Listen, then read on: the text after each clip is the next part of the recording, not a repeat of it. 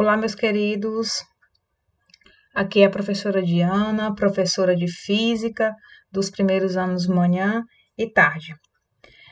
Estou aqui para mais uma videoaula e na videoaula de hoje nós iremos abordar movimento uniforme e movimento uniformemente variado em forma de revisão, né? Até porque nós já vimos esses assuntos, certo? Então hoje eu trago uma revisão fazendo um comparativo entre esses dois movimentos. Beleza? Vamos adiante.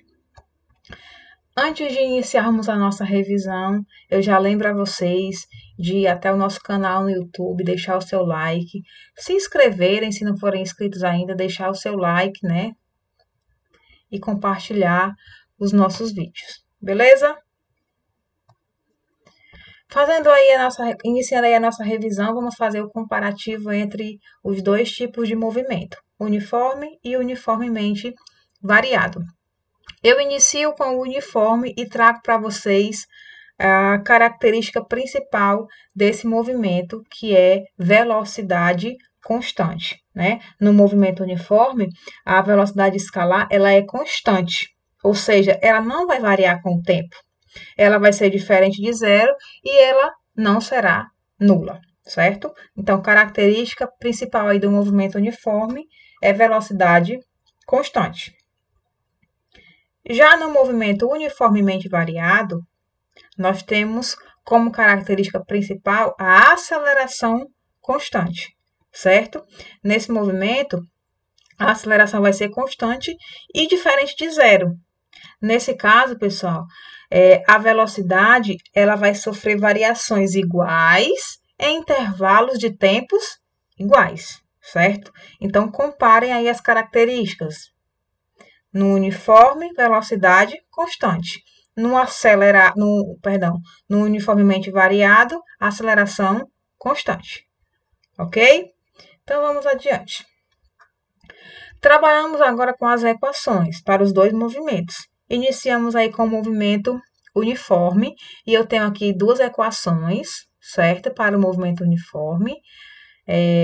A equação da aceleração média, que é uma equação que nós trabalhamos desde o início dos estudos da física no primeiro ano, e a função horária da posição, certo? Vamos só rever aqui as variáveis. Vm representa a velocidade média, ΔS representa variação da posição ou variação do espaço, e ΔT é a variação do tempo, certo? Formando aí a equação da velocidade média. Na função horária da posição, nós temos S, que representa a posição final, SI ou S0, posição inicial, velocidade, que é o V, e o T representa o tempo, certo? Já no movimento uniformemente variado, gente, nós temos um pouquinho a mais de equações, né? Nós temos aí a equação da aceleração média, que é a aceleração média igual a ΔV sobre ΔT, ou seja, variação da velocidade sobre variação do tempo.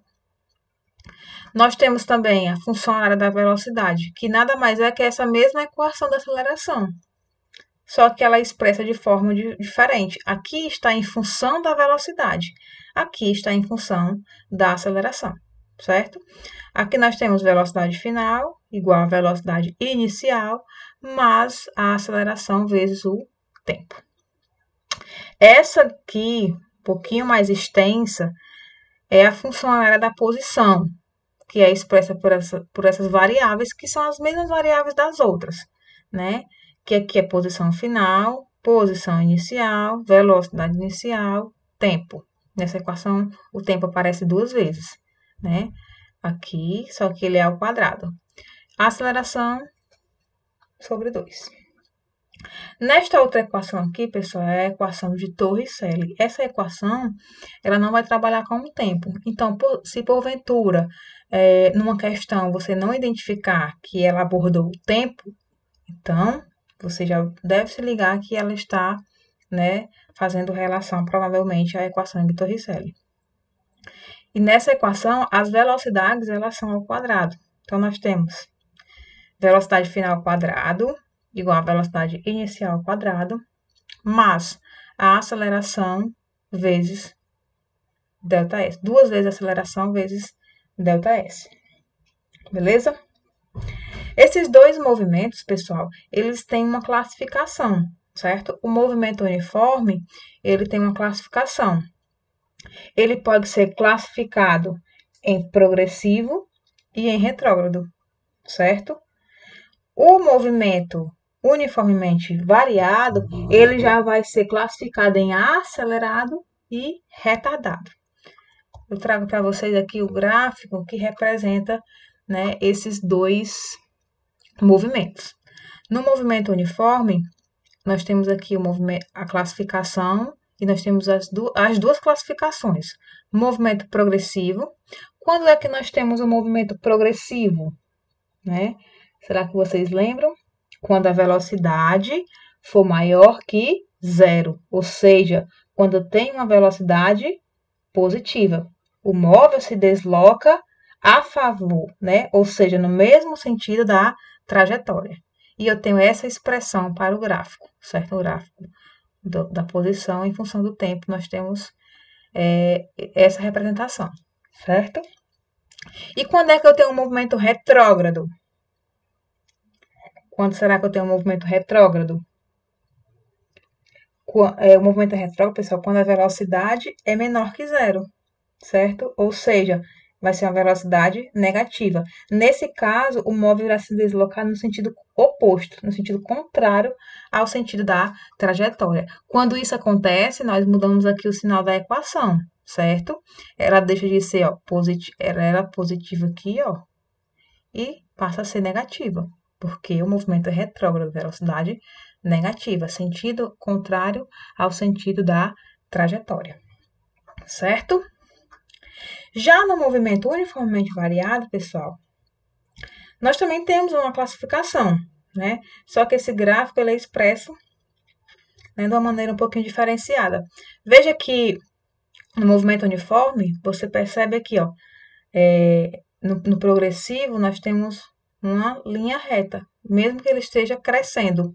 Aqui, velocidade positiva, né? Acima da linha aqui, certo? No retrógrado, a gente vê que a posição, ó, decresce, né? Velocidade negativa, passou aqui do eixo, certo?